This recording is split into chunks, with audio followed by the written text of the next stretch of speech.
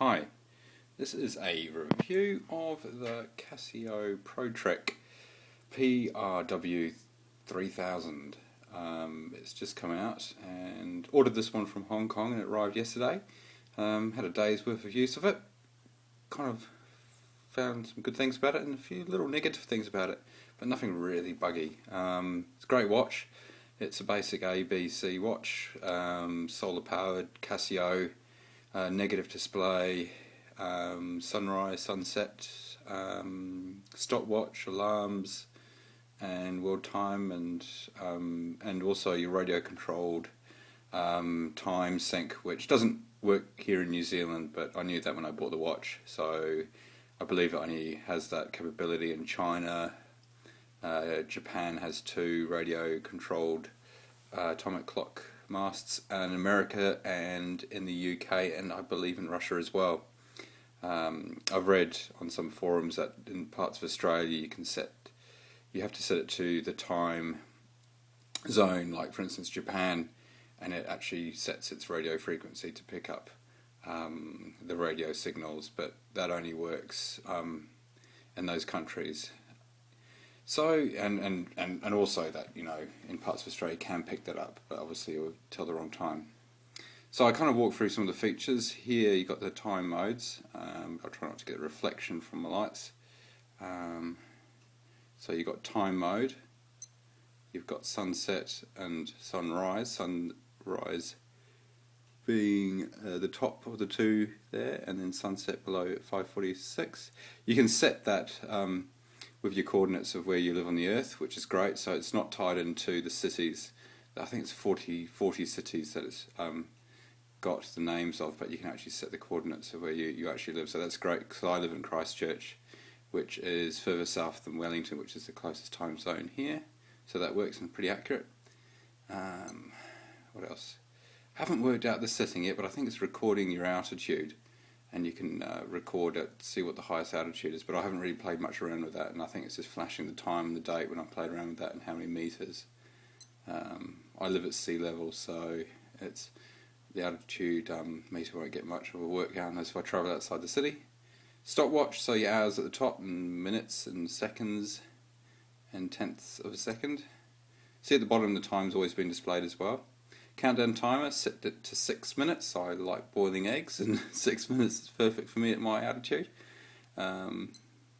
Alarm, so you've got a couple of alarms there, and that's world time, so I've got it set to London. Got some family in England. Okay, and that's the radio controlled. So that I ordered this watch from Hong Kong, so we left Hong Kong around about the 9th of the 8th, and it would have last got that signal then. So now it's in New Zealand, it won't receive that for a long time until I travel overseas. Okay, back to time mode. So at the top there you've got the barometer graph there, so you can see it's a slow trend to a high pressure, which means better weather coming. You can set that either to have Saturday and it's the 17th, or the 8th, which is the 8th month, and 17th. I could probably switch that around hopefully in the setting, because in New Zealand it's usually the date and then the month. Then you've got your altitude mode.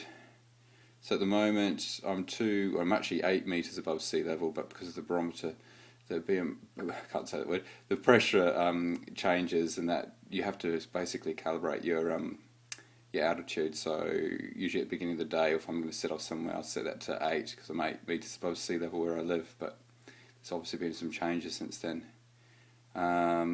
And there's some other settings which I haven't sorted out through the altimeter to record your treks and so forth. Then you've got your barometer, and at the moment it says 25 degrees, but obviously when you wear the watch, the temperature at the bottom is influenced by your body temperature, so they say to take it off, you rest for about 20 to 30 minutes, and that will adjust to the ambient temperature of where that watch is. Obviously out of sunlight, because that will affect it as well. So the graph there, you can see by the side where there's a side here, there's a little sun and a cloud. You can see a little dot by the 0. That's showing at the moment that the last reading hasn't changed since the current reading, or the current reading hasn't changed since the last reading, sorry. If it's increasing or decreasing, that little square dot moves up to that the pressure's rising, or down if it's suddenly decreasing in pressure. So obviously decrease of pressure means bad weather coming soon. Then you've got the compass, which is pretty accurate. I've set that. There's some useful websites online where you can adjust depending on whereabouts on the Earth. You can adjust. I can't remember what it's called, but it's basically where the magnetic field changes. So you adjust your north orientation by a couple of degrees and so forth, or you can just calibrate it to what is on the map. Yeah, so basically that's all the features. It also has a light which is pretty bright. I've got it set on auto light, so when the room's at a certain dimness or dark, and you tilt your wrist at a certain level, which is usually, looking at the time kind of angle, the light will activate, and you can either have it activate for 1 second or 3 seconds. Solar power, at the moment you can see M at the bottom, that means the battery's at medium, so all settings are fine. Oh, that's a compass timing out. So you have to keep this pretty much topped up if you're using all the features all the time, otherwise it can last for a couple of months, and also when you store it in a cupboard it shuts itself down in a power saving mode. It's a pretty good watch. Only just come out. I've shipped it from Hong Kong from NZ Watches at a good deal, I thought. I'll show you the back of it. It's you got your sort of lasered etch sort of graphic at the back and a black buckle. Some people say this is a bit plasticky. I think it's okay. And these are the little wings, or whatever you call them, just sort of the contour around your wrist, because it's quite a big watch but not too big. Nice metal buttons here. One of the few negatives is, doesn't really bug me, but just a little bit. See this little icon of the print doesn't quite line up with this north facing key here, and I've seen on photos on the net that other watches are the same. And also if you push this button here and then alternatively push this button, you feel slight movement of the module, very slight. I don't know if that's worth taking back for under warranty, but I don't know. I haven't had a Casio watch for many years, especially a bigger one. It's very slight. You only notice it when you take it off your wrist and you press the buttons. When you got it on your wrist and you press the buttons, you don't notice it. And the same with the other direction. So if you press that one and then press that one, it's like a very slight movement of the module inside as if it's slightly loose. But I'm not sure about that, if other people have had that situation with their Casio watches or Protrek watches or this particular model. Otherwise, it's a decent buy. It would be good if I could fit a NATO watch strap on it, but I don't think it's possible easily because of these little winglets and the way how Casio do their little straps and stuff. But the design is very simple, very similar to a Sun 2 Core, which was another watch which I was about to buy, but felt after reading some reviews that the Protrek series are more reliable in the sense of not malfunctioning. A lot of people seem to take their calls back and send them back to get fixed.